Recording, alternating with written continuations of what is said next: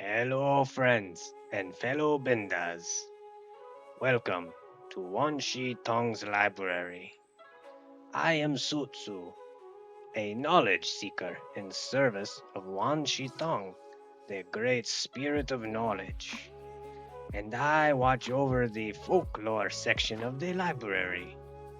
But more about me in our next video. Today we are introducing to you a new show here on Rolling Solo RPG. It is set in the Avatar verse, so please grab a cup of tea, sit back, and enjoy.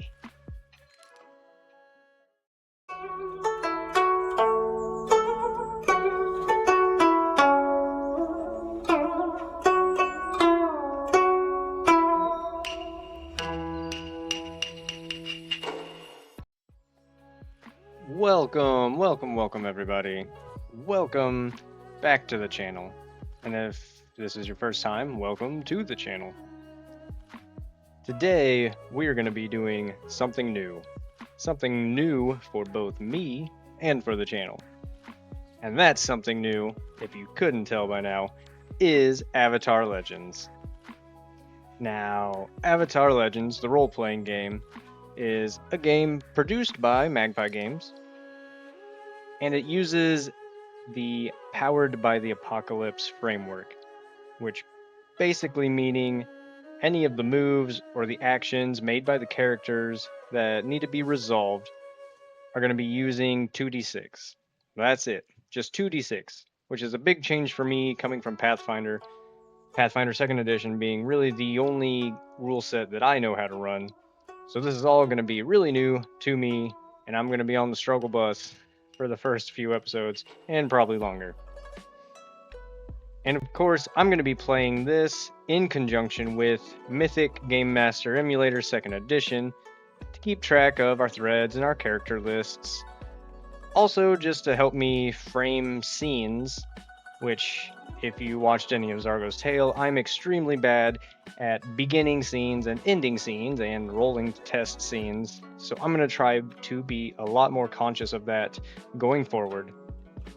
And also, of course, we're going to use it to help us create the random events that really do the most of shaping our story and throwing our party into some very unexpected circumstances. So, player characters in Avatar Legends are all created using what the rules call playbooks, which are essentially templates or quote-unquote classes like in other games such as D&D or Pathfinder. And those are based on kind of a character's life experiences up to that point. Now our party, or the companions, will not only be fighting for balance within the world, but also they're going to be fighting for balance within themselves, which will be represented by two different principles, separated by a balance tracker. And these two different principles will all be unique depending on which playbook the characters choose. And also with each playbook, they are going to have their own unique principles, of course. They're going to have their own unique moves and special abilities all associated with it, in addition to the basic moves that are available to all player characters. Another big difference to note in this is that there is no HP in Avatar Legends. Deaths are going to be few and far between. This is based off of the Nickelodeon show, I would say. It's really rooted into that in the sense of they don't really do death as directly as, well, a lot of role-playing games do. Instead of using HP and dying rolls, our companions will mark fatigue, conditions, and then they will maintain the balance between their principles.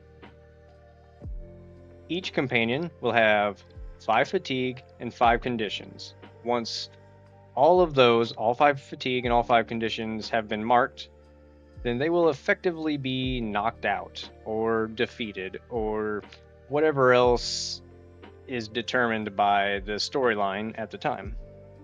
Also, a character can be taken out from a scene by moving too far in either direction on the balance tracker between their two principles. I will go over more of that as kind of the game continues, but that's a good kind of overview. And NPCs are going to work mostly the same way depending on how big or important of an NPC it is. They're going to have varying amounts of fatigue and conditions. Again, I will go further into that as we get into the play. So, with a quick rundown of how characters work out of the way, I'm going to introduce our companions for what I'm going to be calling the prologue, which is just one of the sample adventures from the starter set. And I have chosen 4 of the pre-generated characters, also from the starter set. I'm going to read the short little bio that is provided with on the pre-generated character sheet. And I'm going to try to do it in a voice that I think I'm going to give to each of the characters respectively. But those voices are subject to change, mainly because I suck at voice acting. But it's fun. It is fun to do. Also, with these bios, they're written in third person, but I'm going to be trying to read them in first person, so if I kind of stumble a little bit, that's why. So, our 4 characters. First up, we have Hixing, the Icon. I grew up in a desolate set of canyons in the north of the Earth Kingdom with a family of expert beast handlers who protected the families in the canyons from all manners of threats. I was given an important role within the family, that of the Warden, a Justicar, a lawkeeper. After the Fire Nation scattered my family during the 100-Year War, I decided to keep up with my duties as Warden in the world at large, traveling to enforce the law and bring forth peace and justice according to my family's traditions. Lately, I heard of the struggles surrounding the pirates in the Fire Nation waters, and I have made it my focus. Next, we have... Now, I looked up how to pronounce this, so I didn't pronounce it wrong. Her name is Xi, which I believe is supposed to be pronounced she, kind of like the pronoun he, she. But just to save myself a little bit of confusion when I'm like talking and describing what people are doing, and I say, oh, she walks over to the tree to investigate it. It's like, is it the pronoun or is it the character? So I'm going to pronounce her name Ji with a very strong J. Useless information, but just to save a little bit of confusion. So, Ji, the Adamant. I grew up within the Sun Warrior City, but a few years ago, I witnessed 2 outsiders, the Avatar and the future Fire Lord, Aang and Zuko, performing the Dancing Dragon. Immediately, I became fascinated by the world beyond me, by what it could teach me. When I eventually left the city and went into the world beyond, I was stunned by the pain and the strife I saw there. The 100-Year War was over, but left its after effects everywhere. I am determined to bring the wisdom, harmony, and guiding flame of the Sun Warriors to the world. After seeing Zuko's dance, I believe he is the leader the Fire Nation needs, and I am dedicated to helping him rebalance the nation. Next up we have Kola, the Successor. Now I'm picturing him as kind of like a teenage, bratty, whiny kind of kid. That's just the gist I get from the picture. So I'm going to try to play that into the voice. Bear with me. I was born to a Southern Water Tribe mother, Gayu, who abandoned the tribe because she was shunned for a romantic fling with a Fire Nation soldier. Not one to let fate decide her destiny, my mom set sail and became a prosperous pirate, with the only Southern waterbender family raiding the seas.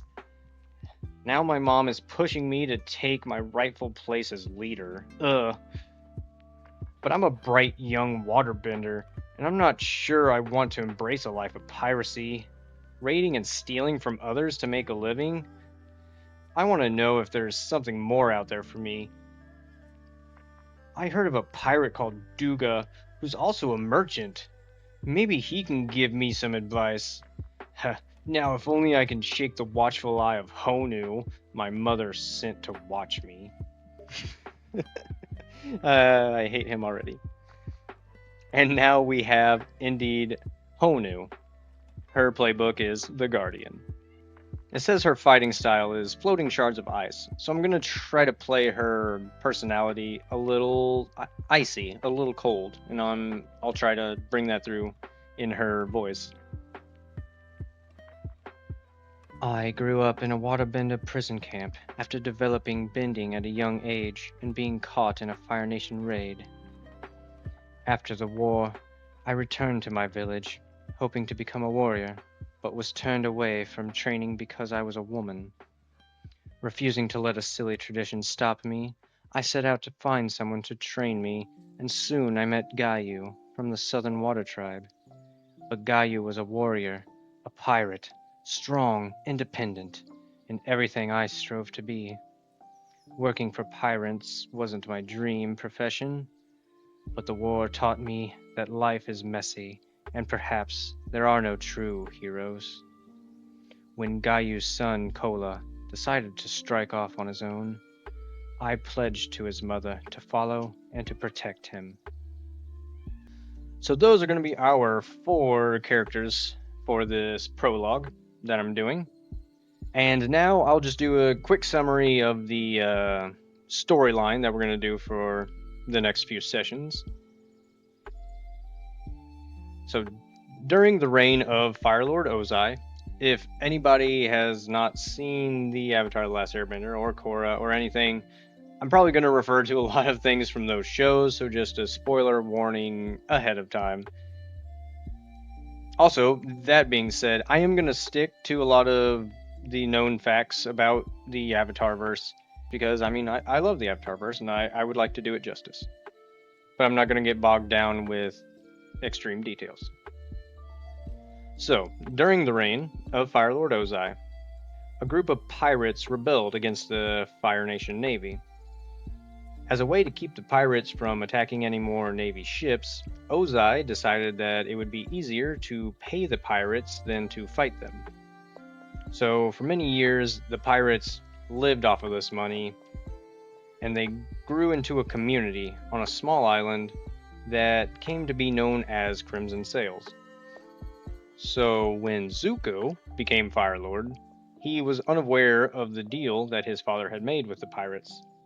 So, when the pirate captain Kangana came to ask him for the same deal that they had been given by Fire Lord Ozai in the past, Zuko turned them down.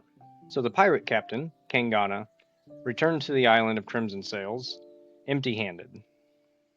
And she was exiled by a rival captain named Ninka. She got the other pirate captains to back her up, and they effectively exiled Captain Kangana. And then after Captain Ninka gained control, she started ordering the other pirate captains to begin attacking ships once again. But this time, they were not only going to be attacking Fire Navy ships, but also civilian ships and merchant ships, and basically anybody that came by their island or anywhere within their waters. But one ship in particular was carrying a very important cargo of money and supplies that were bound for the Earth Kingdom as a part of the Treaty of Yu Dao. Therefore, our companions are summoned by Fire Lord Zuko himself, and they are tasked with finding and retrieving this precious cargo. If the cargo does not make it to the Earth Kingdom within 2 weeks, it could make the leaders of the Earth Kingdom think that Fire Lord Zuko has backed out of their treaty. This could potentially reignite the war. So that, in a nutshell, is where our story is going to begin. Now here I have the world map right in front of you guys if you'd been staring at that this whole time that I've been talking. And it's actually a very, very beautifully detailed map. I just found it online. I'd actually seen it in some of the videos I'd been watching, of course, learning how to play this and what such. And I figured a good location for us to start would be right here, which makes logical sense between the Earth Nation and between the Fire Nation and the Earth Kingdom. So right here where I got this little boat hanging out, that's essentially going to be where this series of episodes is going to be taking place. Also, I took the liberty of making this little map of my rendition of Crimson Sails Island. I just kind of threw this together on Dungeon Fog, which is a very good website for making battle maps of any kind. If you're interested in that, I would definitely check them out, Dungeon Fog. And I also kind of populated it with a few important locations that they kind of mentioned in the book. There's the barge here, which is essentially just kind of like a mess hall, a boat where people can meet and eat. Because not only are there pirate captains on this island, it's also a bit of a community. It's not necessarily a town, but there are families and refugees and things of this nature here as well. It's not just strictly pirates killing each other. There's a bit of community here. Again, loosely. There's the Captain's Hall, which is kind of basically what it sounds like. This would be a place where all the pirate captains would come together to have their meetings and discuss events, things that they need to agree or disagree upon. And then I just kind of sprinkled a few of the captains they have in the book. Of course, we have Captain Ninka, and her ship and crew are called the Pirate Howler. We have Captain Duga and their ship of the Burning Wave. We have Captain Mosey, who is the captain of the Dancing Nobleman fleet, which is just comprised of many smaller vessels, not just necessarily one big ship or crew. And also we have Captain Tang Fei and his crew and ship of the Renegade Phoenix. Also, I kind of just threw Captain Kangana down here. I gave it a little secret tag. She is effectively exiled from the island, but if she needs to come up in the storyline, I'm going to just kind of have her hiding out there from the other pirates. I sprinkled a couple volcanoes on there. Maybe they'll come into play. I'm not sure, but yeah. Yeah, that's pretty much all I have for this video. I just kind of wanted to give a quick introduction of what I plan on doing with the channel and this series for it. It's going to be, again, a learning experience for me. This is going to be the first time I'm doing any of this, so I'm going to get a lot of rules wrong, but I'm just going to roll with it, and I think we're going to have fun, and I am very excited to get into the Avatarverse. So if you made it this far in the video, thank you. I greatly appreciate it. Comment down below anything you're excited to see, or maybe some suggestions of stuff you would like to see just in this or any of the upcoming sessions with the Avatar theme. So, thank you all, and I will see you later. Thank you for watching, friends. I hope to see you in the next video. Thank you and goodbye.